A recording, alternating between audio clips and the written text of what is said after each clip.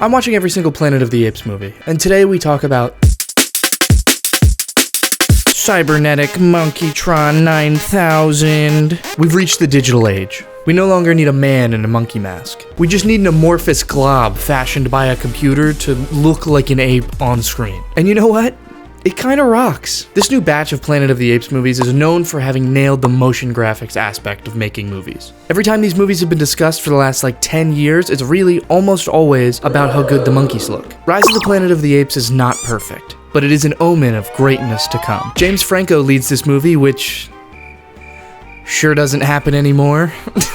He plays a scientist working on a cure for Alzheimer's named Will Rodman. This noble journey for human health, we find out, has a personal twinge to it later in the movie when we see that his dad suffers from Alzheimer's. Just a side note here, weirdly good adaptation of Alzheimer's in a movie.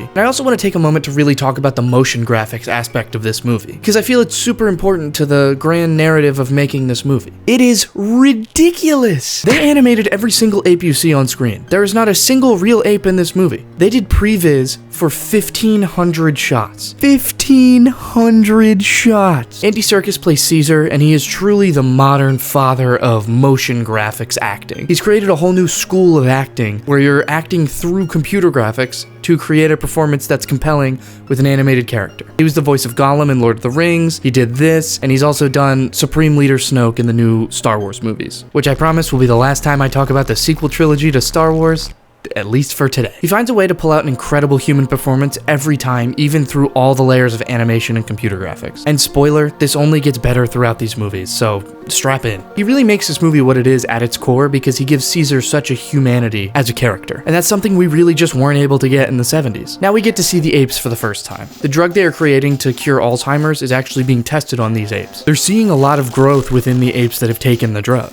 But one ape, Bright Eyes, starts to go feral. Will is presenting his new drug at this meeting in this glass, very 2010s blockbuster corporate lab, but then Bright Eyes bursts through the glass and is promptly filled with lead.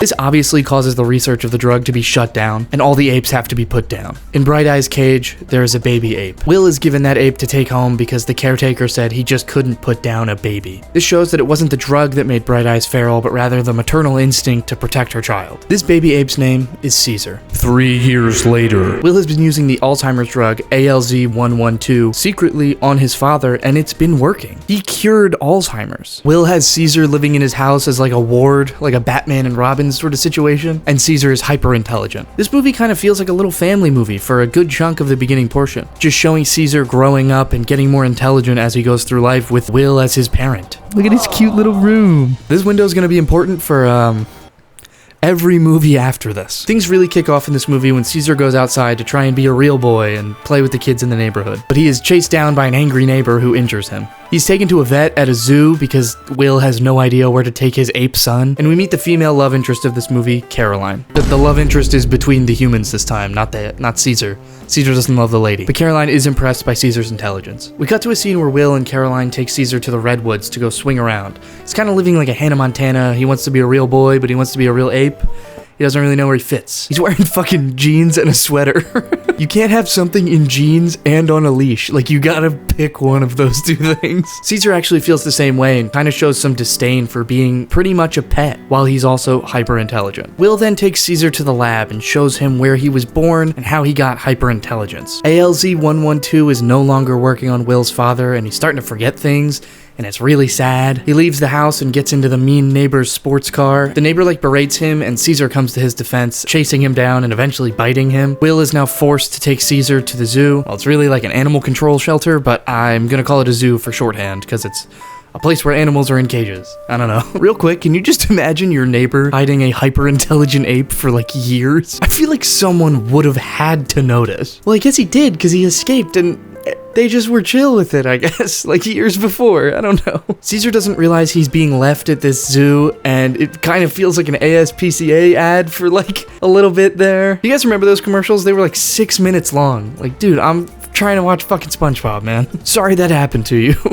Jesus Christ. We are now introduced to our antagonist of sorts. Well, there's not really like an outright villain in the first section of this movie, but he's the most antagonistic out of anybody that's in the movie so far. He abuses the apes, and him and Caesar instantly spark a rivalry. Tom Felton plays the horrendous zoo employee. Caesar is horribly treated in the zoo. I mean, he's like hosed down with a giant fire hose by Tom Felton and just laughed at and like tased. We go back to Will and his research. He's making a new serum, ALZ-113, and we see the first test specimen for that serum, Koba. Will goes to visit Caesar and sees that Caesar has written his window on the wall, and Will tells him he's not going to be able to get him out. Caesar wipes away the window off the wall and realizes he can't go home. He has to find a new one. Now, by this point, Caesar has been somewhat initiated into the community of apes by being tortured by the rest of them, essentially, for wearing clothes and not acting like an ape. And they're beating the fuck out of him and ripping his little shirt. It's horrible. Let him wear his shirt, man. He ditched the leash. Now he can just wear the shirt. After Will leaves, Caesar starts a plot to get the apes out. Tom Felton brings his friends drunkenly to the zoo and starts torturing the animals, which obviously is not cool, not chill. No one really likes it. But Caesar grabs one of them and threatens them. And the next day at recess or whatever, Caesar uses his intelligence over his strength and frees Buck the gorilla from his giant enclosure. He's now made an alliance with the strongest ape in the facility. He's the top of the food chain. Will's father refuses treatment with ALZ-113 and passes away in his sleep. Now, a character I haven't talked about much yet is Will's boss, Franklin. Hey, editing Billy here. I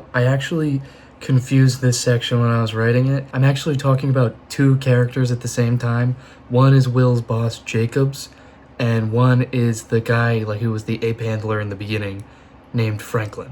So I'm talking about two people at the same time, and it doesn't make sense. But that's it. It's two different guys. Here's a picture.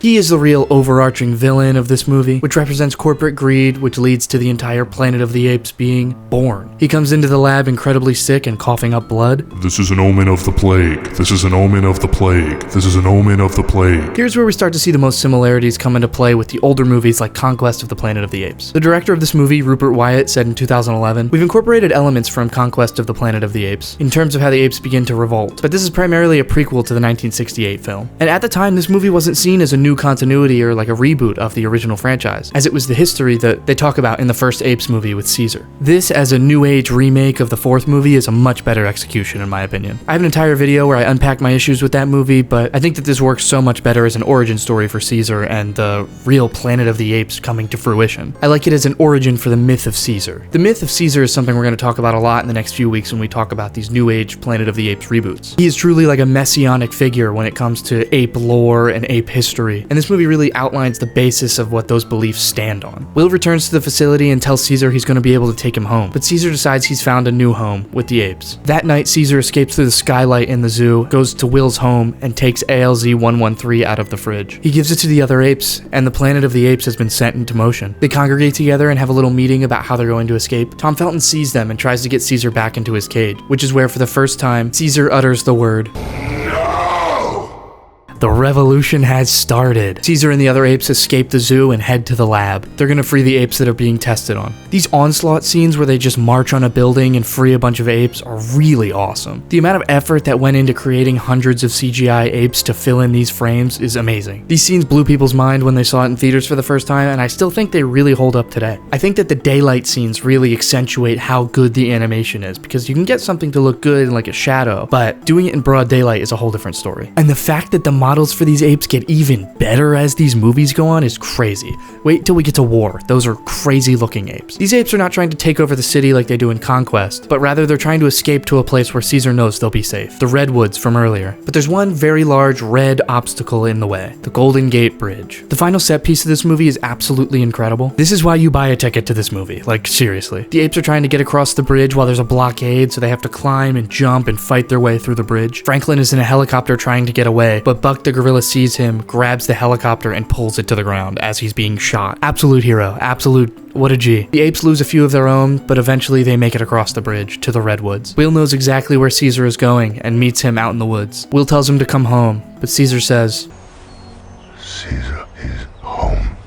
Hey, remember how I said that guy was coughing blood earlier? Yeah, so that comes back at the end of the movie where the neighbor, who is a pilot, goes to the airport to like fulfill his job and fly a plane, and you see him start to cough up blood. This is the simian flu, which you will see in the next movie is what starts the Planet of the Apes. It's kind of like in the originals when they talk about the dog and the cat flu, where it takes out all of that race, but this is spreading like wildfire, and you see it at the end of the movie spreading throughout the entire world. We will see the aftermath of that in the next movie, and we'll talk about that. Rise of the Planet of the Apes is truly such a great concept for a reboot of this franchise. Even if the intention was to make a one-off prequel, I think they really nailed that too. It makes so much sense in terms of a reboot to the continuity as well as a prequel to the original movie. The idea to use full motion capture graphics for this movie was a bold swing, but I think it pays off entirely, and Andy Serkis is the man for getting this to work, acting-wise. Like I said earlier, it's not a perfect movie by any means, but it sure does knock it out of the park for being a great 2010s action movie, and it sets up this franchise for greatness down the line. James Franco is actually surprisingly solid in this movie. Like, it actually looks like he cares, and he's reading his lines, and he's doing well. I think his character works really well in this movie. Rise of the Planet of the Apes is an amazing retelling of a pretty muddy 70s adventure movie, and it really finds the catalyst of this entire world and hones in on it. It's sometimes played like a family movie, it's sometimes played like a disaster movie, and it's sometimes played like an action movie. One thing I will say about the reboots is, compared to the originals, they're a lot less on the nose with what they are trying to tackle societally, and I think that's okay because they're trying to make blockbusters, and I feel like that would alienate some viewers, but I do think that this movie has like very little to say. There's not much of a grand point to this movie for me, and I think it's just a really solid flick that starts this new era of Apes movies. Next time we talk about Dawn of the Planet of the Apes. If you want to support me in any way, if you enjoyed this video, please subscribe, like, leave a comment, tell me what you think. Also, I have a Patreon where I post these videos a day early. It's $1 a month. If you want to, you can support me. If not, who cares? These videos will still be here. No stress. Thank you all for watching. I hope you have an amazing day. Fuck!